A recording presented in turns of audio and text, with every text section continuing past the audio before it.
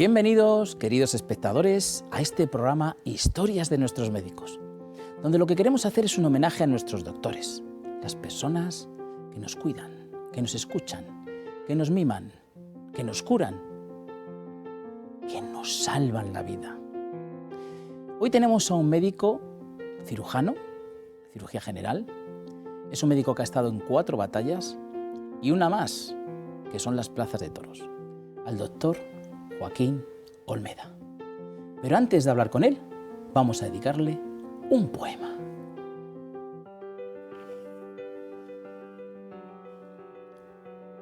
Al cirujano de 1000 batallas.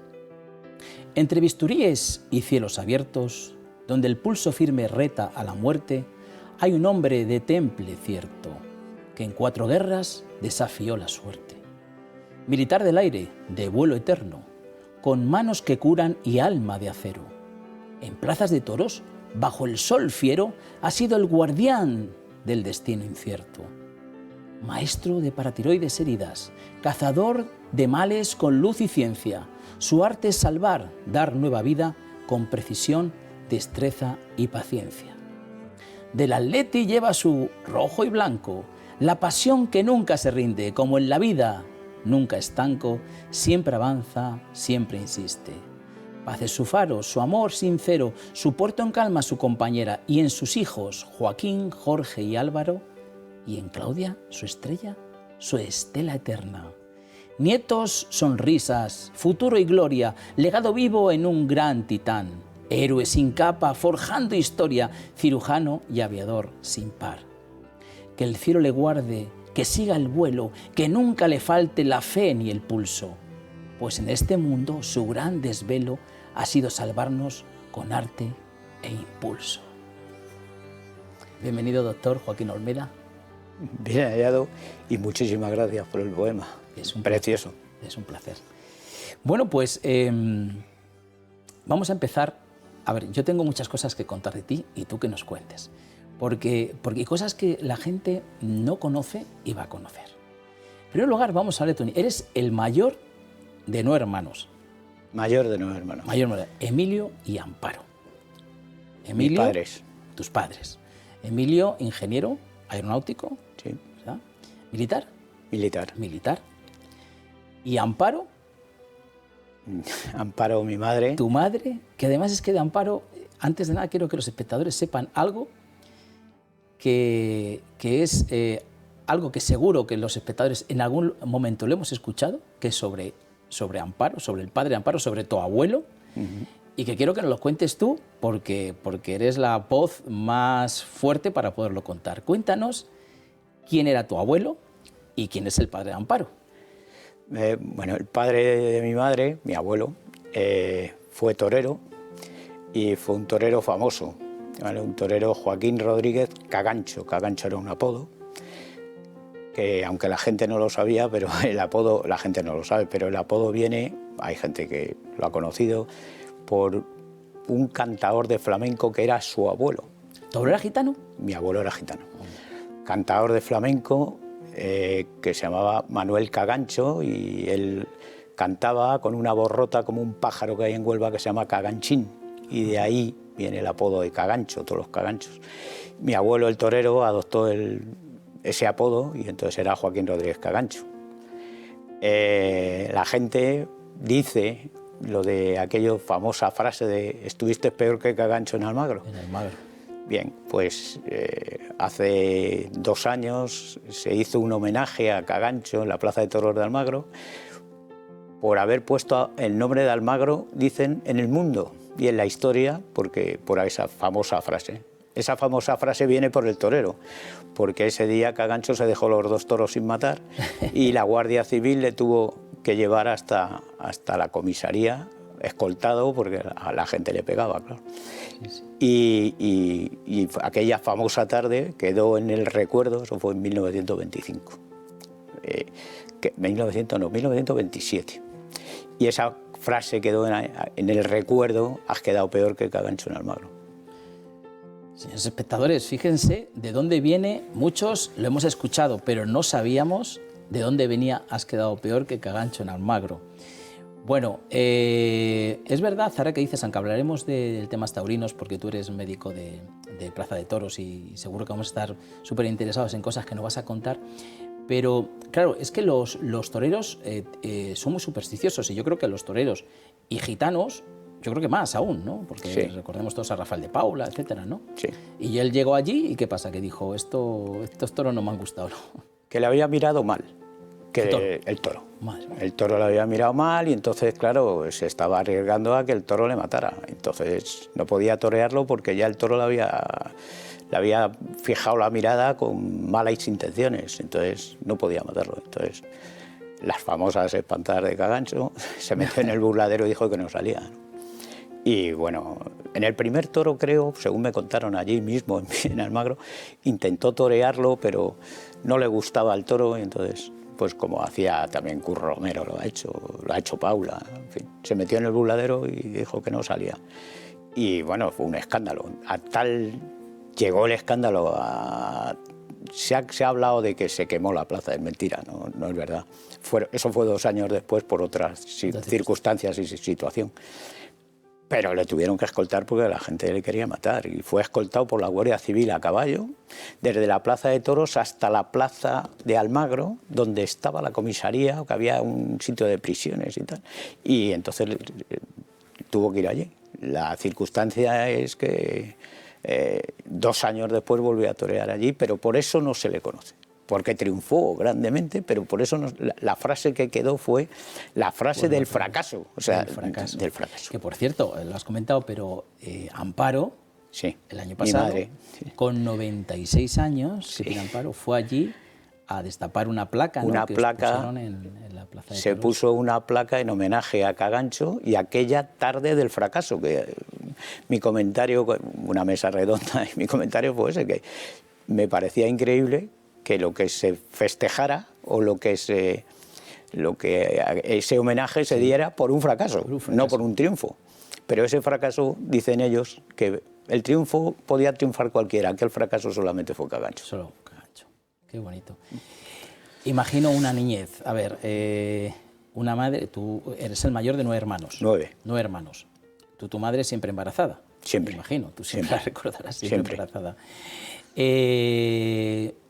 Tenéis una vida de flamenco, de toros. ¿No caíste en algo de esto, en ser torero o dedicarte al mundo del flamenco? Cuando era muy pequeño, sí.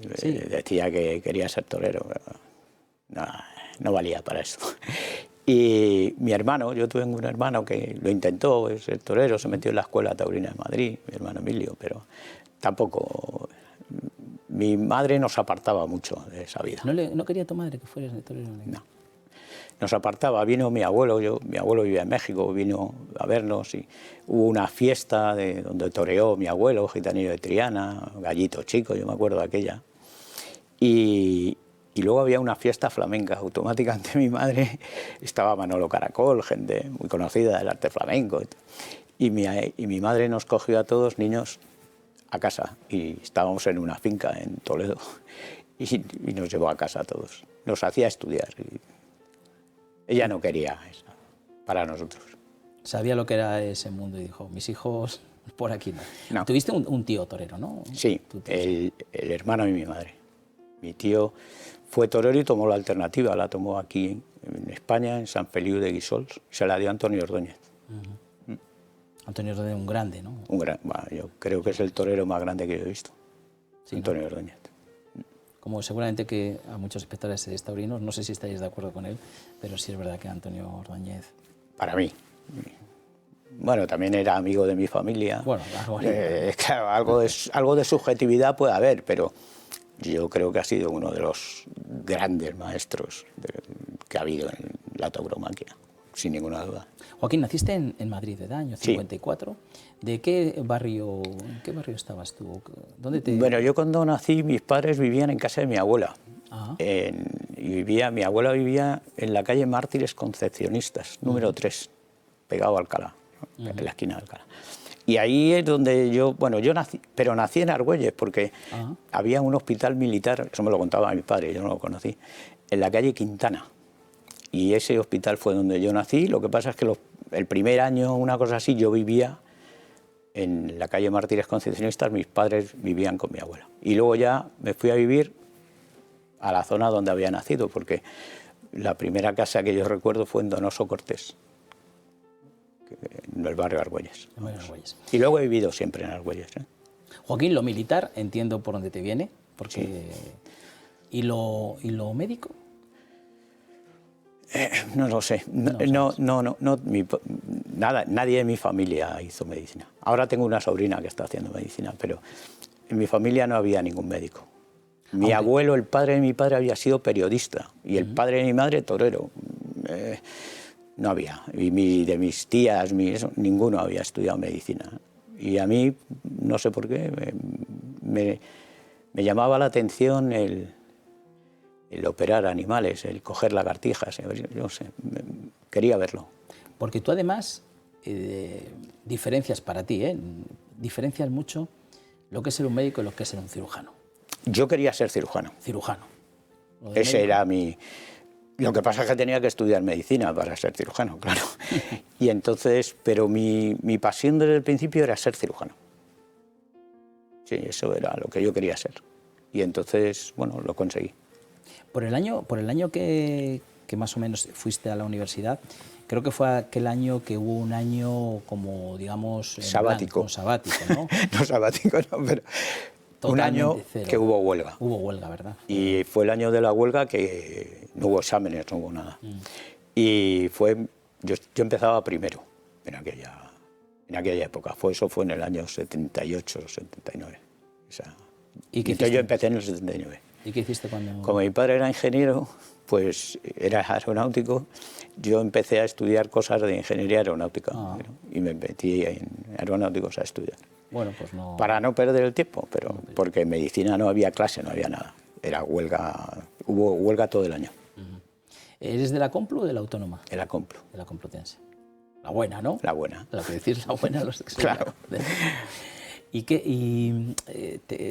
Bueno, tenías tan claro que te ibas a ir a la cirugía, que me imagino que en cuanto empezaste dijiste, bueno, Yo empiezas en la universidad, sí. en la Universidad Complutense abajo, pero de ahí en tercero escoges hospital. Y entonces yo me fui al clínico. Me pillaba al lado de mi casa. Yo vivía en Andrés Mellado, casi esquina San Francisco de Sales, bajaba a San Francisco de Sales y llegabas al clínico. Entonces yo podía ir andando. Y escogí el clínico y enseguida lo que hice fue presentarme de alumno interno en la cátedra de cirugía con el profesor de la Fuente Chaos. Y entré allí y desde que estaba en tercero, primero pasé por donde estaba el profesor Espinós, que era de patología médica. Pero a los 8 meses me fui, al año siguiente me fui ya a cirugía y ahí he estado siempre. Oye, cuando estudiabais los estudiantes, creo que más de entonces que ahora, porque ahora los medios son diferentes, pero entonces tengo entendido que os tenéis que buscar un poco la vida, e incluso buscar, no la vida, sino algún hueso por ahí, ¿no? Era así, ¿no? Sí. En las clases de anatomía yo me fui a buscar huesos, ¿vale? O sea, nos íbamos y tal y ¿Me puedo imaginar dónde? ¿A un cementerio? Claro. A un cementerio. Pedimos un permiso, éramos 4 amigos, teníamos un permiso y pedimos un permiso para ir al cementerio al osario común del cementerio de Aranjuez. Y allí hicimos una recolección de huesos de todo tipo y condición. Bueno, eso tuvo luego su parte segunda, que era que nosotros primero teníamos que hacer una repartición de aquellos huesos, ¿no? Entonces, como éramos 4, pues un número, pues toma el número. Mira, aquí tenemos un radio, este para ti, este para... Bueno, nos fuimos a la casa de campo a repartirlo. Que ya era un desastre nosotros, porque nos sobraban huesos. ¿Qué hicimos? Dejarlos. Y bueno, hubo ahí que se habían encontrado restos y tal. Éramos un desastre. La segunda parte fue que los huesos estaban como amarillentos. Y entonces yo me enteré que para blanquearlos se podían cocer en agua oxigenada. Como éramos 9 hermanos, teníamos unas perolas en mi casa, pues tipo cuartel, ¿no? No se me ocurrió otra cosa que un día que mis padres habían ido, cogí las perolas, les eché los huesos con agua oxigenada y la verdad es que quedaban muy blancos, pero me pilló mi madre. qué bronca, Dios mío, de mi vida. Me tiró las cacerolas, casi me tira a mí, en fin, fue un desastre. Pero sí, las perolas yo cocía, los huesos del cementerio los estuve cociendo allí con agua oxigenada para que se me blanquearan.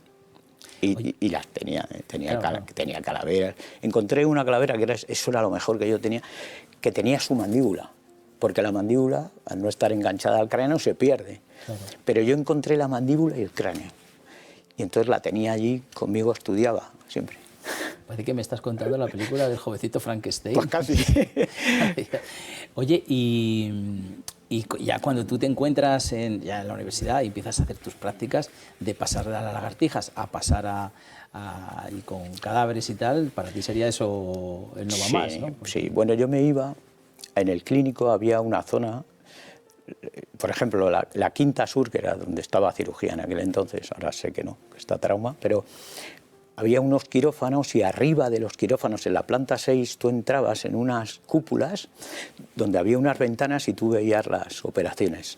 Yo me iba ahí muchas veces a verlo, a ver qué hacían. Yo me iba allí a verlo. Y luego ya cuando empezabas a hacer prácticas con eso, hombre, era absolutamente distinto a lo que yo hacía con las lagartijas, ¿no? ¿Tu proceso militar fue haciendo alférez y entrando o no? ¿Te presentaste? Yo cuando acabé la carrera de medicina, yo me iba a presentar al MIR, como todos, ¿no?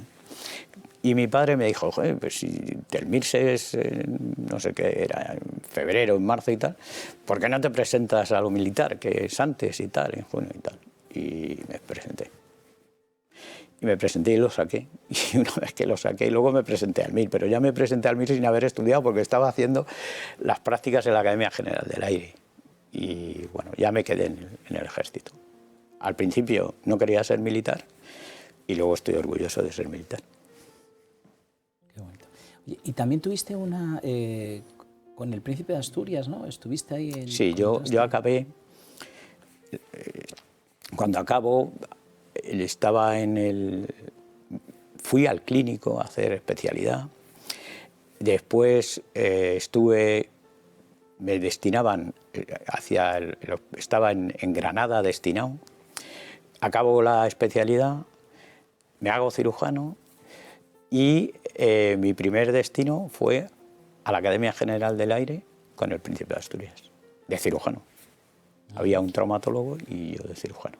Y estuve con él el año que estuve en la Academia General del Aire en San Javier. ¿Te relacionabas con él? ¿Hablabas con él? Sí, yo le hablo muchas veces con él. ¿Vale? O sea, hablé muchas veces con él y él de vez en cuando venía y me hablaba, porque fue un hecho, era verano, porque ellos entran en septiembre y la gente estaba de vacaciones. Yo no hacía guardias, porque yo era cirujano, yo estaba por si había algo que hacer de cirugía. Pero el jefe, que era el traumatólogo, me pidió, Joaquín, es que quedan dos, tenemos dos para hacer guardias, por favor, haz alguna guardia y así le quitamos guardias a la gente para que... Y hice una guardia. Hago la guardia y a las 6:30 de la mañana que pasaba el reconocimiento estaba el Príncipe de Asturias, hoy rey de España, estaba esperando allí. Y entonces recuerdo que entró y me dijo que tenía fiebre porque le dolía la garganta y tal. Y bueno, pues le dije, mi capitán, me decía. Y entonces, claro, yo era capitán y él alférez, claro. Entonces empezamos allí y ya hubo un momento que me dijo, pero me va a mirar la garganta, mi capitán. Dije, yo te miro la garganta y digo, pero tenemos un problema. O me subo yo encima de una silla o te tienes que sentar, ¿no? Eso le hizo gracia, ¿eh? Le hizo gracia, luego estuve con él y hablaba con él, sí, hablaba muchas veces. ¿Cuál fue tu salto? Porque has estado, Joaquín, nada más y menos que en 4 guerras. Sí. Afganistán, ¿no? En Bosnia, 2 veces. 2 veces en Bosnia. En Afganistán y la otra íbamos al Golfo Pérsico cuando la invasión de Kuwait. 4. ¿Cómo fue ese salto? Vamos a ver, yo estaba en el Hospital del Aire y España no estaba metido en ningún conflicto cuando yo empecé. Una vez que España entra en la OTAN y todo esto y tal, España se integra dentro de la Unión Europea y entonces empezamos a ir a misiones internacionales. La primera inmersión fue esa, la de que llegamos a Francia y no llegamos porque duró 5 días, aquella primera invasión, 5 días. Y llegamos a Orleans. Lo que pasa es que la preparación aquella fue brutal, aquella preparación, porque nos iban a tirar gases, no sé si te acuerdas de aquello, que nos iban a tirar el gas mostaza, el gas sarín, el tal, y entonces tuvimos una preparación de todo aquello, ¿no? Y entonces yo recuerdo que en el Hospital del Aire teníamos que hacer prácticas con las mascarillas, aquellas que nos poníamos, que eran unas mascarillas especiales, donde había un filtro que había que cambiar, y donde yo moría siempre porque no era capaz de cambiar el filtro para poner el nuevo. Vale, y con eso salimos para Orleans, y allí el avión, los aviones llevan una APU que se llama para ponerlos en marcha, y el Tramsal, que era el avión que tenían los franceses, era distinto que el Hércules, iba a distintas revoluciones, y entonces teníamos que esperar a que viniera otro Hércules, salir a arrancarlo, ese Hércules se estropeó, y teníamos que esperar otro que viniera de Zaragoza para poder llegar a Kuwait. Y en ese intermedio se acabó la guerra. Entonces fue más la preparación que esa guerra en sí. Esa guerra en sí fue, pues hombre, en el momento de la salida, la familia, era la primera vez que unos médicos iban a una misión de guerra desde la guerra civil, o IFNI, yo creo que fue la última vez que hubo algo. Y bueno, pues fue una experiencia sin llegar a la guerra. Las otras veces ya sí llegamos. Ya se llegó a la guerra. Oye, fíjate que las otras veces que ya está la guerra, ahora sí que hablamos un poco, pero cuando yo te dije, Joaquín, dime algún reconocimiento que hayas tenido, porque yo sé que has tenido muchísimos en tu vida como cirujano, que luego al final, la última parte del programa hablaremos de tu especialidad realmente en todo el tema de las paratiroides, cómo las trabajas, cómo las curas y sabes tratarlas, ¿no? Pero me has traído, sí. Dices, el mayor reconocimiento que me han dado es este. ¿Nos lo enseñas, por favor, Joaquín? Sí. Bueno, aquí pone para Joaquín de su amigo Eslauco, ¿no? Sí. Es una piedra escrita, no sé si podemos ver la foto ahora, escrita por un niño. Sí. ¿El niño es de...? El niño es un niño en Bosnia. Él vivía en Dračevo, que era donde estábamos los españoles. Este chaval era un chavalín, tenía... Ahí le tenemos, ¿verdad? Sí. Bueno, Joaquín, hay que decir que me había comido a Joaquín. Te habías comido a Joaquín.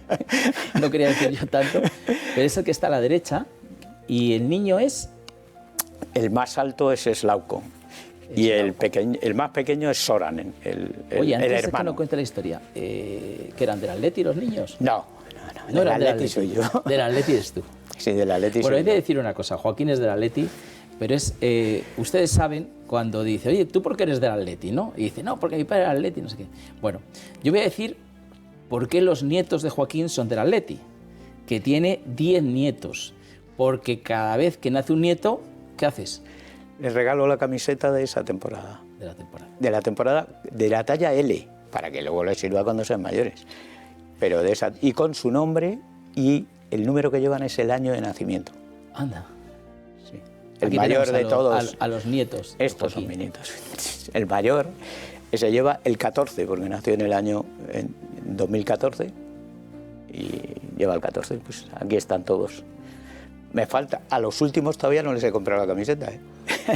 Les tengo que comprar a los dos pequeños, que son los gemelillos. Que son gemelos o mellizos. Mellizos. Mellizos. Esto es, no sé, ¿qué se siente?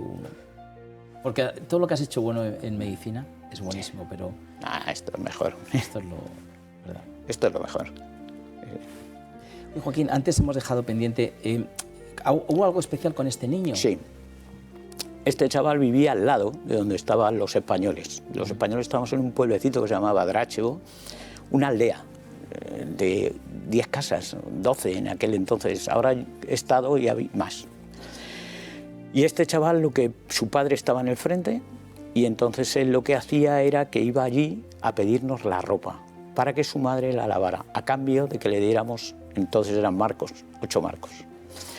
Y yo le daba siempre la ropa, pero él estaba mucho conmigo, porque yo ahí me ponía a pintar soldaditos de plomo, hacía cosas y tal, y él se venía allí a ver cómo los pintaba y a que le dejara que tocara los pinceles y tal. Y estaba mucho con él. Y entonces pues llegaba, la madre a cambio de aquello nos hacía tartas. Me acuerdo yo que nos daba de vez en cuando algún bollo, ¿sabes? Algún bizcocho y tal, porque allí la verdad es que sí que había muchos tiros y mucha guerra. Entonces aquello era un lujo para nosotros. Y este chavalito, pues al cabo de los años volví a buscarle, 25 años después. Sí. Sí. Muy bueno. Y con mis hijos fui porque les había dicho yo, ¿dónde queréis que os lleve y tal? Un viaje y tal. Y me dijeron, pues hombre, a Bosnia, que tú has estado allí. Fui a Dubrovnik y uno de los días fuimos a Mostar. Íbamos a Mostar. Cuando pasamos Metković, que es la frontera de Croacia y Bosnia, les dije, mira, echa por aquí el coche y métete ahí, que eso es Draču, ahí estábamos los españoles. Y pregunté, encontré una tienda de ultramarinos, una tienda de estas que en España habría en el año, no sé, 50, pero esto te estoy hablando de 2019, ¿vale? Y pregunté por Slauko, había varios Slaukos, entonces me dieron un apellido. Y dije, pues no, la verdad es que no sé cómo se llama el apellido. Digo, lo único que sé es que tenía un hermano que se llamaba Soran, que es el rubito. Ah, que está ahí. Y entonces ya automáticamente la chica abrió los ojos y llamó a su hermano. El hermano me decía que yo le había cosido un labio y me llevó a casa de una señora, que era la señora que nos lavaba la ropa, ¿vale? Esta señora se llamaba Victoria, yo sabía que se llamaba Victoria. La señora se quedó sorprendida porque empezaron a salir Olmedas, tú imagínate, con todos los nietos. Bueno, no tenía tantos, pero con todos los que éramos. Se quedó allí alucinada, esperando y tal, y cuando le hablé de que yo a sus hijos les había comprado una camiseta del Atleti, fue cuando reaccionó. Me metió allí en su casa, me quería tal, tal. Y pregunté por Slauko y por Soran. Soran estaba en Dubrovnik y ese viaje cenamos todos mis hijos, toda mi familia cenamos con él y con la mujer. Y con Slauko vive, sí, creo que sigue viviendo en Dortmund, ahora hablamos y tal, y me dio el teléfono y hablé con él desde Mostar en la comida. Suspiro, Joaquín. Sí. Esto dice mucho de ti, que hayas traído esto, de verdad, dice mucho de ti. Bueno, pues tenemos que irnos un momentito a publicidad, pero antes vamos a hacer una recomendación.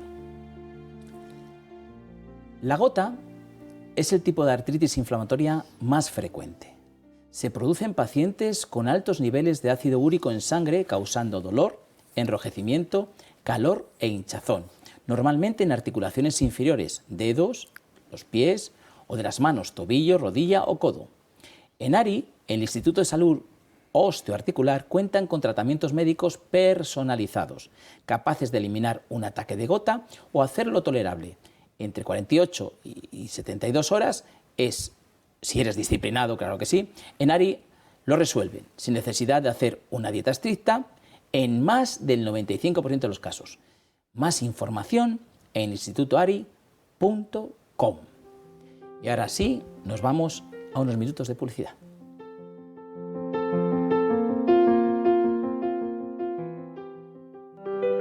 Las enfermedades cardiovasculares causan 18 millones de muertes al año en el mundo. En nuestro país, anualmente se producen más de 50.000 paradas cardíacas, 30.000 fuera de los hospitales, en nuestros propios domicilios. Para estas situaciones en las que hay que actuar tan rápido, elige los desfibriladores de Protege tu Vida. Fáciles de utilizar porque son muy intuitivos y son nuestros mejores aliados. Nos permiten salvar nuestro corazón y no dañar el cerebro en estos primeros minutos vitales. Llama ya al 900-730-061 y consíguelo. Protege tu vida y la de las personas que más quieres.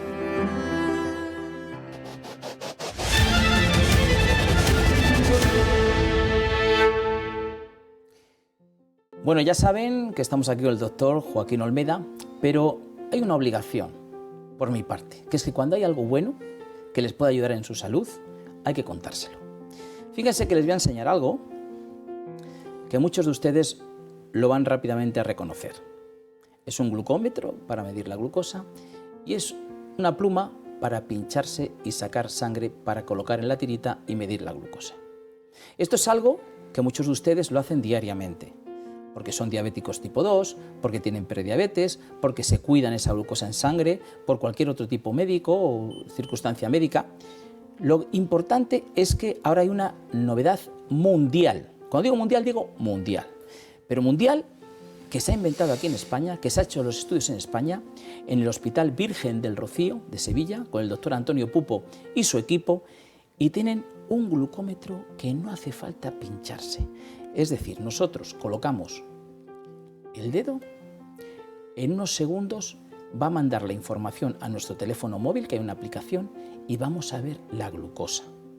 Fíjese usted qué inventazo, porque realmente cuando tenemos que medir la glucosa es importantísimo, porque si no medimos la glucosa y nos sube y nos baja, va a dañar a nuestro organismo. Si nos baja podemos tener una hipoglucemia, que es preocupante, pero si está continuamente alta, calcificación de las arterias, daña al riñón, a la retinopatía, la neuropatía. Bueno, midámonos la glucosa sin dolor, sin pinchazos, ahora con este glucómetro de Protege tu Vida. Tienen un teléfono en pantalla, os animo a que llaméis porque realmente hay que controlarse la glucosa, pero si puede ser sin dolor, mucho mejor. Es ese 973 01 01. Y ahora sí, seguimos con el doctor Joaquín Olmeda. Nos hemos quedado en esta parte de la guerra que yo creo que es la más dura, que son los niños, ¿verdad, Joaquín? Sí. Porque, en claro, todas las guerras lo que te conmueve siempre son los niños, está claro. Es que los que lo sufren, además. Yo recuerdo Slauco, me sentaba con él y se ponía a hablar conmigo, cuando llamaba a mi casa quería hablar con mis hijos y tal, porque hablaba español, claro. Había estado ahí los contingentes españoles y él aprendió español. Los yugoslavos aprenden muy rápido el idioma español. Y hablaba conmigo, me acuerdo un día sentados, justamente donde estaba el campamento, había unos granados. Y yo le explicaba que eso en España se llamaban granadas. Y él me decía que no, que eso eran slipak, porque era el nombre que tenían, ¿no? Porque allí las granadas no se comían, explotaban. Esto me lo decía él con 8 años, ¿no? Él no había vivido, su hermano por lo menos Zoran, no había vivido otra cosa. Y cuando estuvo comiendo, te voy a contar esa que te conmueve, ¿no? Cuando Zoran estuvo cenando con nosotros en Dubrovnik, él con la mujer, él le decía a mis hijos, él no hablaba español, el hermano sí, Slauco sí, pero Zoran hablaba en inglés. Y les estuvo contando a mis hijos que dice, por tu padre y los españoles, gente como tu padre, mi hermano y yo estamos vivos, porque a los niños también los mataban, ¿eh? O sea, no tenían piedad. Eso te iba a decir, ¿has vivido alguna situación que hayas tenido que atender a algún niño? En Afganistán fue tremendo, porque además yo era el jefe y entonces yo decidía a qué niño se podía salvar y cuál no íbamos a... Nosotros en la guerra no tenemos... todo es límite, todo está limitado. Nosotros dependíamos de que nos mandaran pues desde gasas a sueros, ¿vale? Si tú empleas todos los medios en el primero que tienes, al siguiente, que viene dentro de 10 días, ya no tienes nada.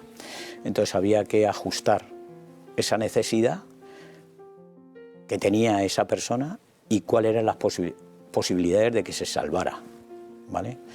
Con los niños era muy difícil. Yo creo que es el peor día de mi vida, fue el día que a unos niños le explotó allí no había agua, allí lo que era por benceno, y explotó una bombona de esas de benceno y les quemó, ¿vale? A todos. Y entonces yo recuerdo que se salvó un bebé, muy pequeñito. Los demás les operamos, estuvimos ahí, les operamos, le quitábamos trozos de carne, porque aquello era unas quemaduras salvajes. Hasta una de las niñas que venía, el anestesista, Nachito, le tuvo que intubar, no le podía intubar por la boca, porque la tenía quemada absolutamente, se tuvo que intubarle por la nariz. En fin, un desastre, ¿no? Aquello era un desastre. Ese yo creo que ha sido el día más duro que yo he vivido en la guerra, ¿eh? Eso, Joaquín, cuando vuelves a la normalidad, a España y a tu normalidad, ¿se supera de alguna manera? ¿Cómo haces eso? ¿Cómo queda ahí? O sea, ¿tienes pesadillas? No lo sé. Bien estarao. Bien estarao, ¿verdad? Vale. Lo has definido perfectamente. Sí.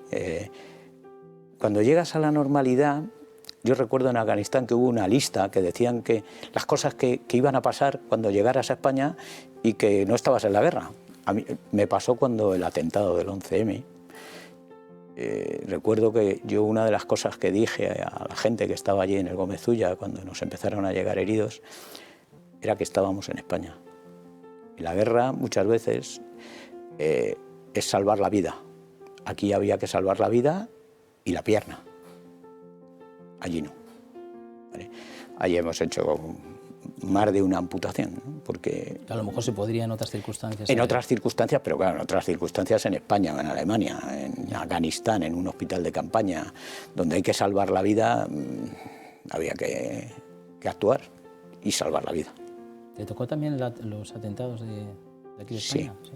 Me tocó, además llegué de eso que se armó en la carretera de La Coruña. Yo bajaba por la carretera de La Coruña a llevar a mis hijos al colegio y lo oí por la radio.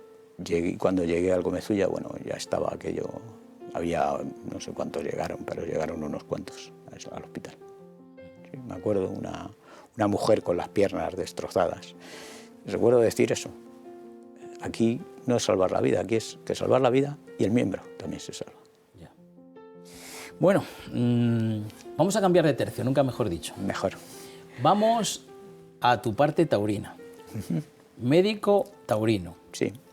Plazas, ¿por qué médico taurino a lo mejor porque te venía lo de los toros o por qué? En el hospital hubo uno que además estudiaba y que nos habló de la cirugía de los toros y tal, y hubo un grupo que empezamos a hacer cirugía en los toros, íbamos en los pueblos, en tal, y empezamos allí a hacer cirugía. Bueno, ahora ya es mucho más estable, claro, ahora ya soy el cirujano de la plaza. Bueno, mira, eso es en Navaluenga, el año pasado, Navaluenga. Y bueno, Cayetano, que lo que yo te digo, la familia Ordóñez es amiga de la familia de los Caganchos. Y eso fue en Navaluenga el año pasado. Yo soy el cirujano de San Sebastián de los Reyes, pero aparte de San Sebastián de los Reyes son... ¿Una plaza de toros? Sí, es la tercera, ¿no? Importante, importante. Sí, y ahí que los entierros de San Sebastián son la Pamplona chica, ¿no? Sí, y tal. Sí. Y, bueno, llevo muchos años. Ahora hemos tenido, en enero se hacen los entierros blancos de San Sebastián de los Reyes porque el día 20 de enero es San Sebastián. Y ya he tenido 2 jornadas allí en San Sebastián de los Reyes, en el encierro y otro en los recortes. Oye, fíjate que una vez escuchando a don Máximo, el doctor de la Plaza de Toros de una eminencia, amigo, imagino tuyo, me resultó muy curioso que él decía que cuando él está viendo torear y ve que lo va a coger, o sea, que intuye que lo va, y cuando ve la acogida, sabe las trayectorias que lleva la acogida, porque claro, cuando comentaba él, cuando el toro te pincha, claro, el toro lo primero que quiere hacer es quitarse de encima al torero. Entonces empieza a sacudir, no es como si te da una flecha, ¿no? Que ahí queda, ¿no? Te empieza a sacudir y claro, él ve por el toro tal cómo va. Eso es así, o sea, sí. ¿Llegáis a coger ese Vamos a ver. de práctica? La herida de asta de toro es muy parecida a la herida de una granada de la guerra.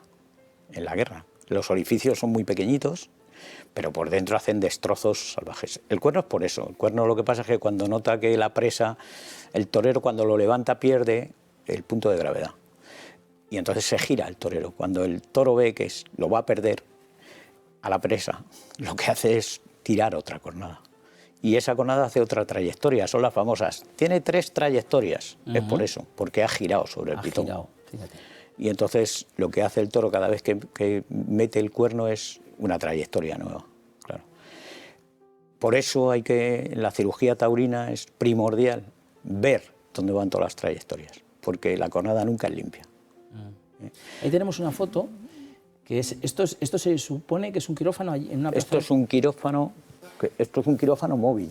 Ah, es un quirófano móvil. Esto es un quirófano móvil, sí, porque por las luces. El quirófano, esto es un quirófano móvil que estaría sangrando y tal, y no nos da, es una cirugía de urgencia, ¿vale? Y en las cirugías de urgencias hay veces que te da tiempo y hay veces que no te da tiempo ni a cambiarte la camisa, eso está claro, porque está sangrando. ¿No? Te voy a hacer una pregunta, a lo mejor es un poco complicada, si no quieres no me la contestes. La cornada que todos conocemos tan famosa de Paquirri. ¿Cómo viste tú eso? ¿Qué explicación tiene? Yo te lo digo. Si la puedes decir, ¿eh? Sí. Conozco al doctor Eliseo Morán, que yo creo que murió hace poco, pero no estoy seguro. Pero Eliseo Morán era el cirujano de la plaza de Pozo Blanco y le conocí. Y ahí hubo muchas circunstancias, ¿vale? Primero, era un torero súper famoso. Estamos hablando del año 86, no del 2025. Si lo hacemos con la retrospectiva de 2025, pues claro, decimos, bueno, pues podía haber hecho, podía saber tal. El reglamento cambió a partir de la cornada de Paquirri, ¿vale? El reglamento taurino y de lo que tenía que haber en las plazas. Si tenías anestesista, todo ha cambiado. Y todo eso, todas esas circunstancias posiblemente hicieron que había una trayectoria que no estuvo, ¿no? Pero era una trayectoria que estaba por detrás, con lo cual necesitabas un anestesista. Yo no sé si en ese momento había ahí un anestesista, porque lo que rompe es por retroperitoneo, por detrás del peritoneo. Por ahí va la ilíaca. Y desde luego no rompió la ilíaca. Si hubiera roto la ilíaca, se hubiera muerto allí. Rompió una de las colaterales de la ilíaca, seguro, ¿vale? Y eso es lo que hizo que se desangrara. Pero hay que ponerse allí, claro, y ese día, ¿vale? Yo siempre esas cosas las tengo claras. O sea, quizás a posteriori, y haciendo un balance, digo, bueno, pues habría que haber hecho. No, hay que hacerlo allí, en ese momento, y con esas circunstancias, y con lo que en ese momento tenías para hacerlo. Claro. Y a lo mejor sí que el traslado podía haber sido más rápido, ¿no? Ahora se hace en el helicóptero. Yo he tenido alguna cornada que he dicho que se traslade y he llamado a un helicóptero. Ya. ¿Vale? Y viene, pero en aquella época no. Y estaba a Pozo Blanco, que Pozo Blanco estaba de Córdoba, no a muchos kilómetros, pero sí a casi 2 horas de coche, porque era una carretera muy mala, ¿vale? Son las circunstancias. Es decir, que yo creo que la medicina taurina, creo que eres el más adecuado, porque tiene un poco que ver también con la medicina que hay en el campo de batalla, ¿no? Es que hay momentos que tienen que ser, o sea, eso es rápido, eso es la rapidez, creo que es un grado, ¿no? Ser rápido, el ser ágil, el verlo rápido, la intuición, la experiencia, ¿no? Nosotros, que la pregunta que me hacías antes, tenemos una ventaja sobre el resto, y es que lo vemos en directo lo que está pasando, ¿vale? Es cierto, a mí me ha pasado de llegar y decir, abre el quirófano que vamos para adentro, o estar viendo la cornada. Ves que va a haber una cornada y ocurre. Desgraciadamente, muchas veces ocurre porque somos aficionados.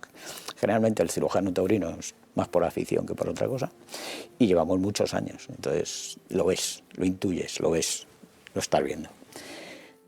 Es una cirugía de urgencia que a mí me gusta. Me gusta mucho la cirugía programada, pero la cirugía de urgencia es aquella que la adrenalina te hace estar ahí, ¿no? Y es una cirugía rápida. No puedes fallar ahí. Yo he tenido 2 cornadas, he tenido muchas, pero yo recuerdo 2, además el mismo año, 2016, a un recortador, Plaza de Toros de San Sebastián de los Reyes, que le pegó una cornada en tórax, lado izquierdo del tórax. Te podía haber mandado haberte dado una foto. Se ve como el toro entra todo el pitón en el lado izquierdo, sangrando a chorro, y me entró en la enfermería. Luego, por suerte para él, era una intercostal, no era una arteria intercostal, no había sido un gran vaso, porque si hubiera sido un gran vaso se hubiera muerto. Y ahí hay que actuar rápido, porque el problema de eso es el mediastino, ¿sabes? Hace un neumotórax a tensión y todo se bambolea, todo el tórax se bambolea hacia el lado donde no tiene el agujero. Entonces lo que hace es que se ahogan. Recuerdo que entró ahogado, morado, y lo que hicimos fue meterle un tubo en tórax y luego curarle la herida. Al principio, bueno, cada vez que me ve me da besos y abrazos. Y la otra fue en Majadahonda, un chaval que le pegó una cornada en un encierro y le partió todo el paquete, arteria y vena femoral y la vena safena. Me entró con 0 de tensión en el quirófano. Bueno, ese día camisa, pantalón, estoy lleno de sangre. Paramos aquella hemorragia como pudimos. Al final yo le decía al enfermero, cógele una vía, porque además en los entierros en Madrid no se necesita anestesista porque no es picada. Cosa rara, pero ocurre. Son los mismos toros que luego se traían por la tarde picado, que entonces sí necesitas anestesista. Y nada, nos metimos allí, cógele una vía, no se le podía coger, estaba absolutamente cerrado todo, una vasoconstricción producida por la pérdida salvaje de sangre que tuvo, ¿no? Sí. Hasta que al final empezó a recuperar y se le pudo coger una vía, una yugular, una subclavia, se le cogió. Y empezó el chaval a recuperar y le logramos coger la safena, le cogimos luego la vena femoral, la arteria femoral, y al final le tuvieron que hacer un bypass. Y el chaval está por ahí. Estáis, te digo la verdad, estáis tocados por la mano de Dios, Joaquín. Estáis tocados por la mano de Dios. Oye, quería dos facetas tuyas, así rápido, antes de entrar. Por un lado, tienes un libro que ha escrito un amigo tuyo, Cirujano en Guerra, que es maravilloso. Invito a que lo lean. Y luego tu faceta como pintor. No sé si podemos ver alguna... Porque te gusta, o sea, al final eso de las manos, de la cirugía, ¿no? ¿Te gusta? Esto lo has pintado tú, ¿verdad? Sí. Sí. Vamos a ver, te cuento la historia de por qué. Sí. Yo no había pintado nunca en mi vida. Me dedicaba a estudiar. Bueno, pintaba en la pizarra, porque daba clase en la universidad, y pintaba en la pizarra, me dedicaba mucho al hígado, entonces pintaba los segmentos hepáticos, ¿eh? Pintaba con una tiza, me ponía a pintar el hígado y cómo se dividía en segmentos. Y eso es lo que hacía, no pintaba más. Pero en el año 2011 me dio un infarto. Y bueno, me dio un infarto, estuve haciendo recuperación, me pusieron stent y cosas de esas. Y había unos cursos de pintura en Las Rozas, yo vivo en Las Rozas, y me apunté. Y empecé a pintar. Íntimo amigo de mi maestro en pintura, se llama Fermín. Y bueno, y empecé a pintar. Yo he visto pinturas, he elegido esta por el tema taurino, pero he visto pinturas tuyas que has pintado cosas de la guerra, de Afganistán, sí. Tienes pinturas preciosas. Bueno, vamos, porque no quiero que se me pase una cosa muy importante, estamos terminando el programa. Tu parte que estás haciendo ahora, tú ahora haces cirugía, haces una cirugía que a mí me llamó mucho la atención porque estás especializado, bueno, haces cirugía general y tal, pero el tema de la paratiroides, que creo que, porque además te han llegado gente de muchísimos sitios del mundo para que tú lo operes la paratiroides, porque además la haces sin anestesia, o sea, sin anestesia general, con anestesia local. Cuéntanos un poco lo de la paratiroides, qué es y cómo... Mira, nosotros, todo esto empieza en el año 96, 97, en el Hospital del Aire, con un médico nuclear. Hasta entonces, para encontrar una paratiroides, un hiperparatiroidismo primario, encontrar una paratiroides... Que eso está por aquí, ¿no? Está al lado, se llama paratiroides porque están al lado del tiroides, ¿vale? El prefijo para es al lado de, no tiene nada que ver con el tiroides, pero sí está pegadito a él.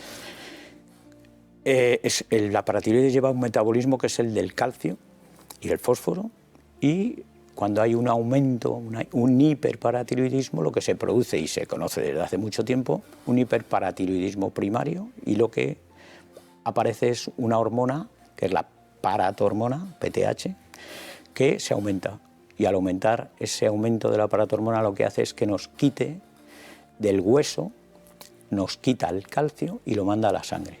Normalmente hay hiperparatiroidismos que cursan con normocalcemia, pero lo normal es que cursen con hipercalcemia.